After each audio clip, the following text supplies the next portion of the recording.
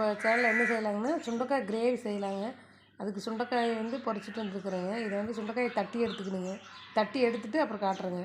அதுக்கு தேவையான வெங்காயங்க, பூண்டு, தக்காளிங்க, கருவேப்பிலைங்க, புளி ஒரு எலுமிச்சம்பழம் அளவுக்கு புளி ஊற வச்சுருக்குறேங்க. மசாலாலாம் போடும்போது காட்டுறேங்க. சுண்டைக்காயை போய் தட்டி எடுத்துகிட்டு வந்துட்டு அப்புறம் காட்டுறேங்க வாங்க. பாருங்கள், இந்த மாதிரி சின்ன உரல் எடுத்துக்கலாங்க. அதில் வந்து சுண்டைக்காயை போட்டு நல்லா தட்டிக்கலாங்க. இப்படி கட்டையை வச்சு தட்டிக்கலாங்க. அப்படி தட்டி தண்ணியில் போட்டு நல்லா கழுவி எடுத்துக்கலாங்க. பாருங்கள், இந்த அளவுக்கு தட்டி எடுத்துக்கலாங்க. தட்டி தண்ணிக்குள்ளே போட்டுடலாங்க. பாருங்கள், இந்த அளவுக்கு உடச்சிக்கலாங்க. நல்லா முத்துணு காயாக இருக்கக்கூடாதுங்க. கொஞ்சம் நல்லா பதமான காயாக இளங்காயாக இருக்குதுங்க. அப்போ தாங்க சாப்பிட்றது நல்லா இருக்குங்க. பாருங்கள், இப்படி உடச்சாச்சுங்க. அதிகமாக கழுவக்கூடாதுங்க. ஒரு டைம் அந்த விதை போகிற அளவுக்கு கழுவுனா போதுங்க. சத்தெல்லாம் அதுலேயே போயிடும், தண்ணியிலேயே. பொன்னிக்கும் கழுவக்கூடாதுங்க. பாருங்கள், இப்படி ஒரு பானை எடுத்துக்கலாங்க. பானை இருந்தால் எடுத்துக்கலாங்க, இல்லைன்னா வடச்சட்டியில் கூட செய்யலாம். இந்த மாதிரி மண்பானையில் செஞ்சால் நல்லா டேஸ்ட்டாக இருக்குங்க. நீங்கள் என்னென்ன வேணாலும் ஊற்றிக்கலாங்க. கடலை எண்ணெயும் ஊற்றிக்கலாம், நல்லெண்ணெயும் ஊற்றிக்கலாங்க. நான் வந்து தேங்காய் எண்ணெய் தான் ஊற்றுறேங்க. கொஞ்சம் ஒன்றும் ஊற்றிக்கலாங்க எண்ணெய்.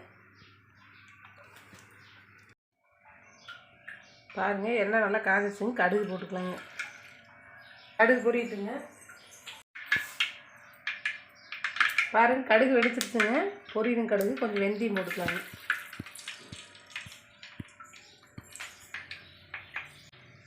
கருவேப்பிலை போடலாங்க. வெங்காயம் போட்டுக்கலாங்க. பாருங்கள், நல்லா வணக்கிக்கலாங்க. வெங்காயம்லாம் போட்டு வச்சுங்க. கருவேப்பிலை போட்டு வச்சுங்க. நல்லா வணங்கிட்டுங்க. பாருங்கள், வெங்காயம் கொஞ்சம் போட்டு கொஞ்சம் நேரம் ஆனால் போதுங்க. சுண்டைக்காயும் போட்டலாங்க. சுண்டைக்காயும் போட்டு நல்லா வணங்கணுங்க. எண்ணெயிலேயே வணங்கட்டுங்க.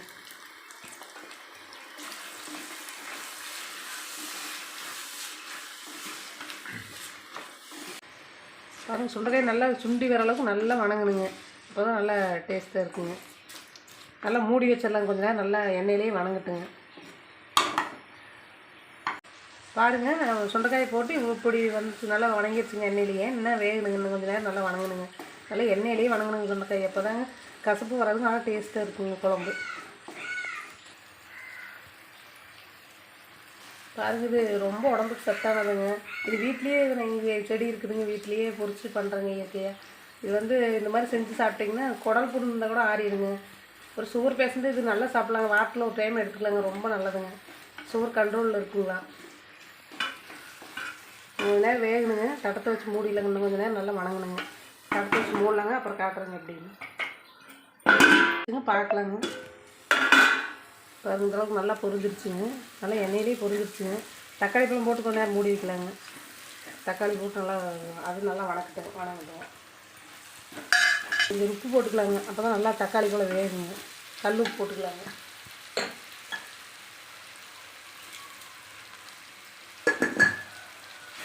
தக்காளி நல்லா கரையிற அளவுக்கு நல்லா வணங்கட்டுங்க. சுண்டைக்காய் போட்டுங்க. நல்லா ஒரு 10 நிமிஷம் நல்லா எண்ணெயிலேயே வேக வச்சுட்டுங்க. இந்த பழம் வந்ததுக்கப்புறம் தக்காளி பழம் போட்டுக்கலாங்க. தக்காளி பழம் போட்டு ஒரு 5 நிமிஷம் நல்லா வேகட்டுங்க. உப்பு போட்டு விட்டுலாங்க. அப்போ தான் நல்லா வேகும். கொஞ்சம் நேரம் மூடி வைக்கலாங்க. அப்போ தான் சீக்கிரமாக வெந்து போகுங்க.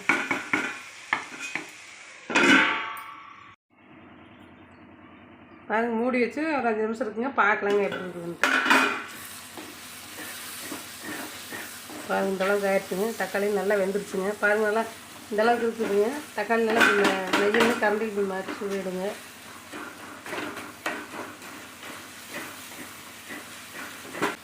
நல்லா அடி பிடிக்கிற அளவுக்கு கிளறி விடுங்க. பாருங்கள், இனிமேல் மசாலாலாம் போட்டுக்கலாங்க.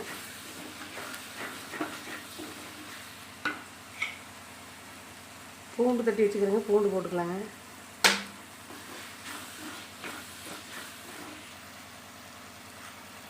பாருங்கள், சாம்பார் பொடிங்க வீட்லேயே அரைச்சிடுங்க. சாம்பார் பொடி 2 ஸ்பூன் போட்டுக்கலாங்க.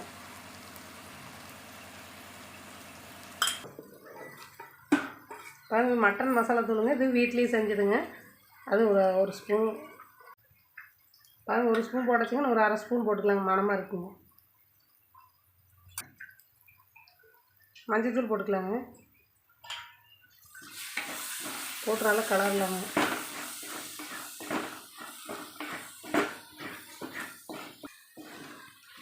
பாருங்கள், மசாலாலாம் போட்டு நல்லா இந்தளவுக்கு வணக்கணுங்க. சுண்டைக்காயை வணக்கினதுக்கப்புறம் புளி தண்ணி ஊற்றிக்கலாங்க. புளி தண்ணி கரைச்சி வச்சுக்கிறேங்க, அதை ஊற்றுறேங்க.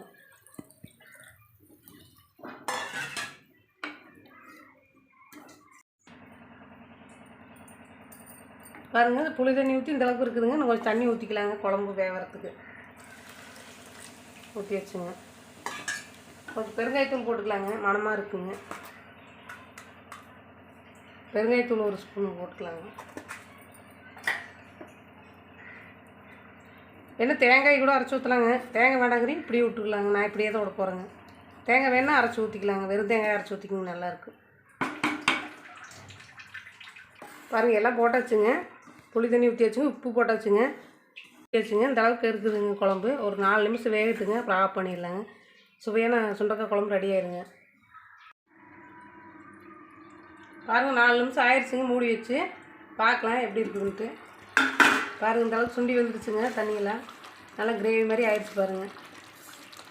நல்லா டேஸ்ட்டாக இருக்குங்க. பாருங்கள், இடையில தட்டத்தை நீக்கி கலரி விட்டுணுங்க, அடி பிடிக்காமல் இருக்குதுன்ட்டு. 5 நிமிஷத்துக்கு மூடி வச்சு அப்படியே விடக்கூடாதுங்க, இடையில கலரி விட்டுணுங்க. அப்புறம் இந்த அளவுக்கு ரெடி ஆயிடுச்சுங்க குழம்பு, சுண்டக்காய் குழம்பு. நல்லா ஹெல்த்தியான சுவையான சுண்டக்காய் குழம்பு ரெடி. சுண்டக்காய் கிரேவி ரெடி ஆயிடுச்சுங்க. பாருங்கள், சுவையான சுண்டக்காய் கிரேவி ரெடி ஆயிடுச்சுங்க. வீட்டில் செஞ்சு பாருங்கள். சாப்பிட்டு பார்த்துட்டு எப்படி டேஸ்ட்டுக்குன்னு கமெண்ட்டில் சொல்லுங்கள். ஒரு லைக் பண்ணுங்கள். எங்கள் பிடிச்சிருந்தா எங்கள் சேனலை சப்ஸ்கிரைப் பண்ணுங்கள். நிறைய பேர் பார்த்துட்டே இருக்கிறீங்க, ஏன்னா லைக் பண்ண மாட்டேங்கிறீங்க, சப்ஸ்கிரைப் பண்ண மாட்டேங்கிறீங்க. எனக்கு ஒரு நீங்கள் போடுற லைக்கு சப்ஸ்கிரைப் தான் நாங்கள் அடுத்தடுத்து போடுற வீடியோவுக்கு ஒரு மோட்டிவேஷனாக இருக்குங்க. பயனுள்ள வீடியோக்கள் நிறைய போடுறேங்க. சப்ஸ்கிரைப் பண்ணுங்கள். நன்றிங்க.